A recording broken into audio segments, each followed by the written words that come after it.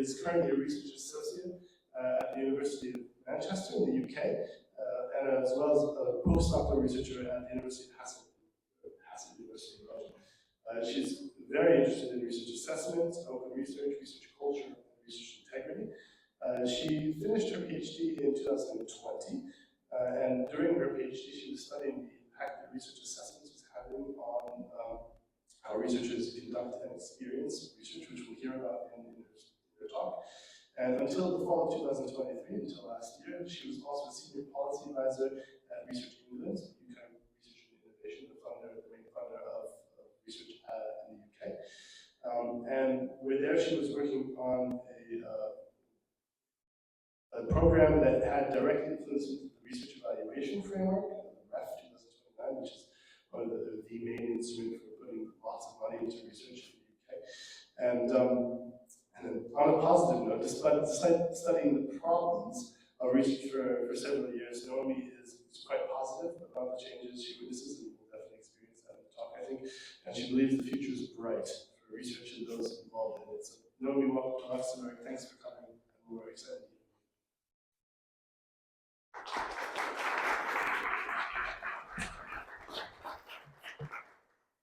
Thank you, Sean. Thank you, everyone, for being here.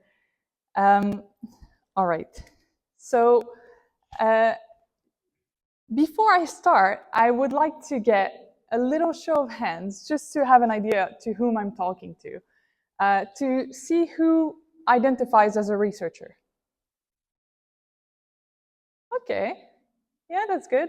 Who identifies as a research funder? Okay. As a policy advisor, or okay, something else? Can I have a shout for the something else? What? Administration, okay.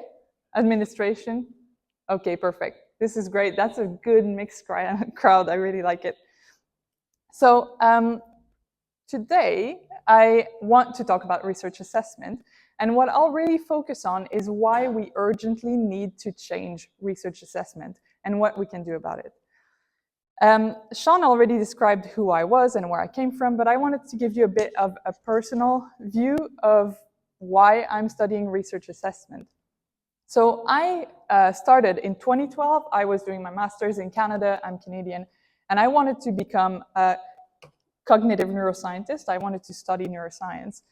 And as I was doing that, I learned everything I needed to be a successful researcher. So I learned to be strategic, to get media attention. And I also learned the most important thing in being a researcher, that I really had to publish as much as possible, as often as possible, as high as possible in the authorship list. And then I became somewhat frustrated. And I realized, wait, is that what it really means to be a researcher? I don't feel like I'm doing research. I feel like I'm focusing on publications. And so that got me into doing research on research. And the first area that I looked into was research on research integrity. And at the time, so that's 2012, at the time there was a lot of integrity scandals, and people in Europe were trying to understand why bad practices in research happen, what causes misconduct. And so I started my work by doing literature review to understand why these problems happen. And what I found was that personality plays a role into that. So like, of course, there are some people who falsify data and they do it a lot, like the big misconduct cases that we know of. But these are extreme cases. And most of the time, why bad practice happens is because of other things around the researcher's life. So like the pressure, the competition, the expectations, also career insecurity and the incentives that the researchers face. And so if you put all of that together, that made me realize that it's the way we evaluate, assess, and reward researchers that really plays into research integrity. So that's how I really started being interested in the topic. So in this presentation, I'll talk about problems with the current research assessments. I'll mostly select findings from my own research during my PhD, in my postdoc. So they're not the whole picture, but I also put loads of DOIs, loads of links in these slides. And I think FNR will publish the slides after, so you feel free to click on any of these links, any of the images, and you'll have a much better picture. And then I'll brush also onto some of the initiatives that offer hope for the future. So when I started my work, and after being interested in research assessment, one of the first questions I wanted to know is, what is success in science? And why should we care about it? What is success in science? To find an answer to that question, I conducted some focus groups with different stakeholders in Flanders, so not too far from here, similar type of ecosystem. And I interviewed the people who conduct the research, the researchers, but also a lot of other people who are involved in the research ecosystem. So a bit like the crowd we have today, I interviewed a lot of people to try to understand what is success in science. Now, the first thing that I found that is really important is that I found that research success, so advancing research, is not the same as career success. And actually, quite often, these two things are contradictory. So to advance research, you need to do quality work, you need to collaborate, to have valid and reproducible findings, to open up your science, innovate and care and publish your negative findings, be transparent. But it's quite the opposite if you want to be successful in your career. And this is a bit of a problem that a lot of my interviewees mentioned. I also found a similar finding through a survey that I conducted later in my work with researchers this time. So there were 126 researchers who responded to the survey. And in the survey, I showed them a lot of the success indicators that people talked about that were important for careers. But I also asked them, how important is that for your career, but also in advancing science and to your personal satisfaction? Now, what I found, and I will not go through all of this, don't worry, but what I found was that there were some indicators that were really good in advancing science, but that were not so good in advancing careers. And the general themes of these indicators was that they were linked to openness, to transparency, to quality, to innovation. For example, peer reviewing, publishing open access, sharing your data, and etc. There were also indicators that were better for advancing career than for advancing science. And these tended to be related to luck, prestige, status, and competition between researchers. So this is the same message, and this leads me to the first problem that I wanted to introduce, which is that indicators used to assess researchers, they often fail to capture high-quality research and knowledge advancement. Now, another thing that I noticed through my interviews in my focus group was that researchers wear a million different hats. So when you do research, you don't need to be just a good writer or a good person in the lab. You need to do a lot of different activities that go from the planification of your project all the way to the implementation of your project quite often. However, when we look at the assessments don't look at all of this. The assessment almost only look at the outputs and the funding. So how much funding you got, and then the outputs that you produced in your research. So patents, and especially the publication, as I mentioned before. Now, when we look at publication in the assessments, quite often, they don't really look at the content of the paper. So the assessors don't really read the paper. They don't have time for that.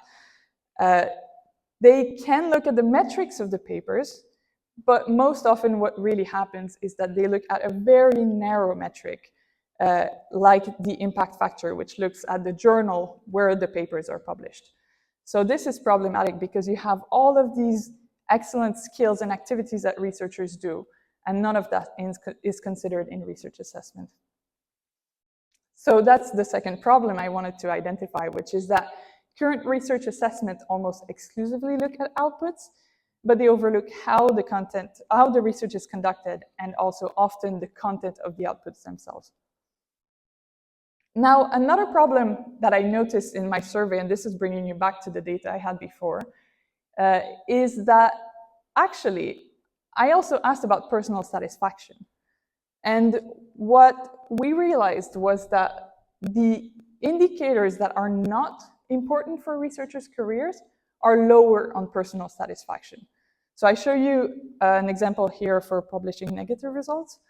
But you see the trend happening in all of these indicators. And I have some quotes here. And for example, in the quote in the second one, the person actually says, I like peer reviewing, but peer reviewing is not good for my personal satisfaction because they have to do it outside of working hours, it's not recognized, and etc. So this leads me to the third problem, which is that assessments shape what matters and what is satisfying to researchers, and they shape practices and cultures. So if assessments are not okay, the practices and the culture of research are not going to be okay. And now the final problem I want to talk about is the career structures, and I'm very curious to hear about Luxembourg and how it works, and we have good panelists here that can help me with that. But at the moment, career structures also add to the problem. So in most countries in the world, there are about 10-fold PhD students for the tenured position that are available later on in academia. That's quite a problem because it creates a very high competition between early career researchers. So at the PhD level, it creates stress, it creates isolation and mental health risks. And there's numerous studies that show that PhD students are actually at a very increased risk for mental health issues. At the postdoc level, it's the same thing, but then at postdoc, you're also facing career insecurity, and you're at a stage of your life where you probably bought a house, starting to get kids, if you're lucky and you didn't delay all of that. And then the same thing happens. So there's huge insecurity at that level. And all of that creates an even bigger problem. What I found by speaking to people who left academia was that actually these problems are so big that the research environment is considered hostile. It's considered as an environment that's not healthy for people, but also that these pressures and these insecurities, they justify bad practices. So they justify young researchers to cut their papers in multiple pieces because they need 3 papers to graduate. They justify researchers to actually put their name on a paper they didn't contribute to because otherwise they won't have enough papers. So it is this wheel, this vicious circle of needing more papers, not having enough, and then justifying doing research in a kind of sloppy way, not conducting misconduct per se, but doing a bit worse science just because otherwise you will lose your career. So this is obviously a very important problem. On top of that, the career structure also blocks diversity. So in general, what I understood, and this is from my focus group and my interviews, but it's always the same profile. There's the PI profile, and if you want to succeed in academia, you need to fit with the PI profile. This is a big problem because we all know that actually science is teamwork. But what we're doing at the moment is we're not hiring different team members. We're just hiring the strikers. We're just hiring the people who hit the goal, who get the papers out. But we're creating teams that do not really function. So this is a big problem. And this is the last problem I wanted to introduce. So current career structures paired with narrow metrics, they deepen the problem. They create high competition, insecurity, and lack of diversity. Now, big question. Are we doomed? Is this it? Should we give up science and abandon everything? Who says yes? Oh, we have a yes. Oh, we have a maybe. Okay. Well, Sean already introduced that I'm actually quite a positive person. And I think that right now we're really facing a momentum for change. So these are just one of the 100 slides I could have done in this fashion to show initiatives, papers, policy documents that are trying to solve research assessment. So it's very, very big, and it's been increasing a lot faster every year that I've worked on this topic. And I wanted to introduce you to some of the initiatives that are actually happening. So first, the content of the assessment is changing. So let's do another hands up. Who knows of DORA, the Declaration on Research Assessment? Okay, a great majority. So DORA is an initiative that was launched in 2013, and they get signatories, people to sign to say that they will stop using the journal impact factors. And this led to a greater community of people understanding what the metrics mean, understanding what the metrics can be used for and cannot be used for. So we're having more and more visibility in that regard. DORA now has 21,000 signatories. 3,000 of those are institutions. So I think we're making great progress into that. There's also new initiatives to change the content of the assessment that actually look at introducing more content in the assessment, diversifying it. And I'm putting a narrative CV here. And so narrative CVs, if you're in Luxembourg, you probably wrote one. So it's a CV where you explain your research. Instead of putting just a list of your publications, you actually talk about the meaningful stuff. You talk about your path towards your research, the impact that it had, why you followed these pathways in your work. So it really diversifies how people present themselves and what matters in research. And that, of course, increases diversity. So it values the diversity of the type of careers that can be seen in academia. In terms of valuing diversity, there's other initiatives. For example, the second image at the bottom here is an initiative that they are doing in the Netherlands, where when you start a research career, they ask you which pathway do you want to follow. So you can decide to focus on education, and then you don't have to publish as many papers. You can decide to focus on research, then you have to do papers, but you can also focus on leadership or impact, where you bring your papers to the community or to practice. So there are changes happening in these type of valuation of research. And then there's also broadening views of excellence, looking at excellence as something that is impacting society, not just something that is impacting metrics and impact factors. So there's big change happening. But beyond the content, the procedures are also as important. And there's also change happening in there. So the first one that I wanted to talk about is the scope framework. And the scope framework is a document that was released by an association of administrators and managers of research in the UK. And it puts the emphasis on the need to actually look at what we value when we do assessment. So in the UK, for example, UKRI, which is the national funder of England, it's a very big funding agency, and they started using the scope to do some of their assessments. So this is a positive change. There's also more and more policy documents, assessment documents that define the terms that we use. When we say that something is excellent, what do we mean? Excellence is not something that has a definition per se. It depends on everybody and on how people perceive it. So now there's more emphasis on the need to define these terms. There's also emphasis on the need to train the assessors and also diversify them. I've been asked a few months ago, I've been asked to give a recommendation letter for my PhD supervisor. And I thought that was extremely interesting. And this is something that would not have happened 10 years ago.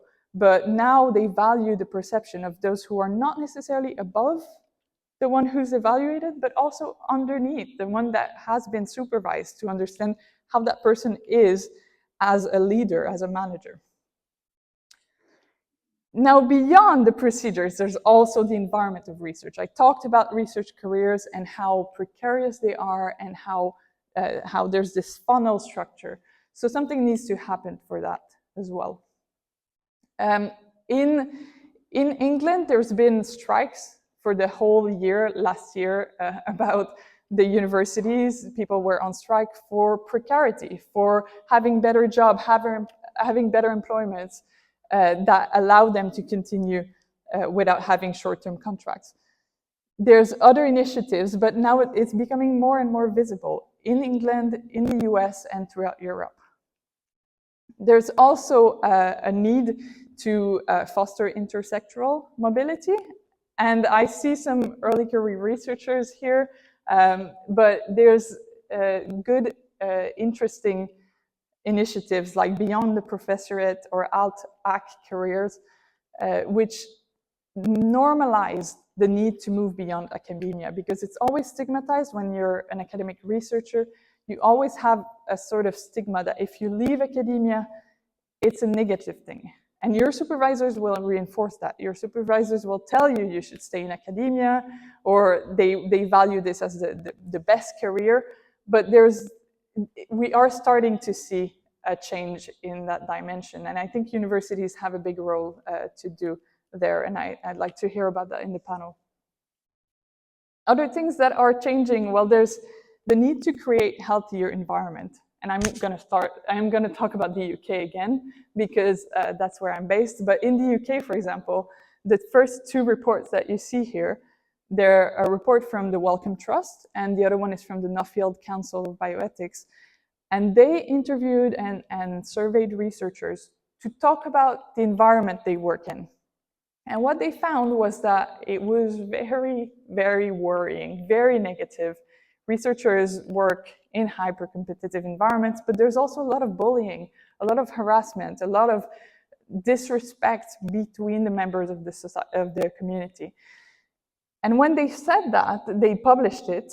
And what happened was that the government, instead of just ignoring this, the government in the UK decided to actually create a strategy to address this problem. And it's called the R&D People and Culture Strategy. And now every year they give 30 million to universities for activities that would improve the research culture and the environment. This is also captured in REF 2029, and Sean introduced that I worked on the REF. But so in the next REF, which is a big exercise that gives funding to universities based on outputs, based on impact, but they also look at research environment. And each university have to write a document where they say how they promote their research environment. And last year, well, in 2021, the last REF, there was 15% of the whole funding that was put on the research environment. Next one, which is in 2029, it's 25%. So there's increasing value given to creating a healthier research environment. And the last point I want to raise is that we should not forget that if we want to address research assessment, we need to address rankings. Because if university rankings don't change, universities will always want what the ranking wants, and then we're stuck in that loop of publications and patents and what the rankings are measuring. And I put an initiative here, the iNorms More Than Our Rank. I will not talk more about this, but it's all of these images, all of these initiatives are clickable, so have a look. It's a very, very interesting initiative. And now the last point that I wanted to bring into that is that I've spoken for maybe 15 minutes about initiatives, about things that are happening, but they're all here and there and in the UK and in the Netherlands. So how do you coordinate all these changes? And that's a very, very important point to research assessment. Well, I'll start by saying that DORA has done a good job at that. DORA brought people together. It brought people to agree with one another and to raise awareness. But I also want to mention COARA. And now, can I have a show of hands of who knows about COARA? Oh, wow, that's good. That's very impressive. Okay, so for those who do not, COARA is the Coalition for Advancing Research Assessment. So they wrote an agreement with 10 commitments that the signatories have to aim for in the coming 5-10 years. Yeah, something like that. And so they now have 600 organization members. And in Luxembourg, they have a very good representation. For the size of the country, that's very impressive. So, so COARA is, yeah, you'll see some changes from that landscape in the coming years. I'm quite sure of that. And then there's a lot more happening as well in other areas. I just put a few here, but like globally, the Global Research Council is an association of funders, and they created an action point last year, 3 years ago, on looking at responsible research assessment. And now they have a working group, they work on that. The G7 did something on research assessment. Now it's in their action points as well. The UNESCO recommendations on open science also spoke about research assessment as part of their recommendation. So the topic of research assessment is becoming global. It's becoming huge. It's becoming extremely important in the scene.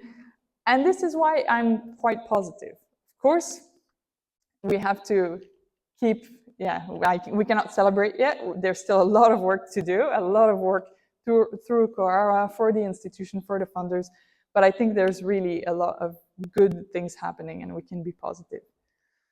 So the last point that I wanted to raise, because this is the big initiatives, but there's also another point, which is the research culture.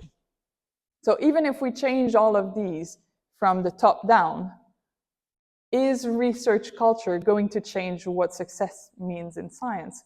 And this is where I call on the researchers in the room, but also on the others, but everyone in the research community can contribute to reforming research assessment, and that includes individual researchers, and that also includes early career researchers. So as a researcher, we're the one who will be the assessors, or who are already the assessors. We can also choose how we promote ourselves, and we can shape what success really means.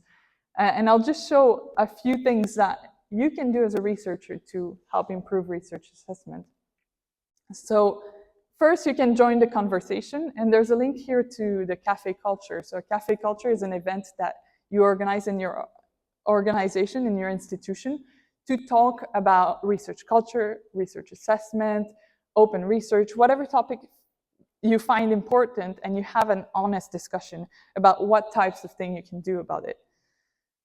You can also, as a researcher, share your insights and opinions. When you receive an email from FNR to to fill in a survey about their narrative CVs, participating in that survey, that's participating in research on research, that's documenting, that's giving evidence for the reform to research assessment.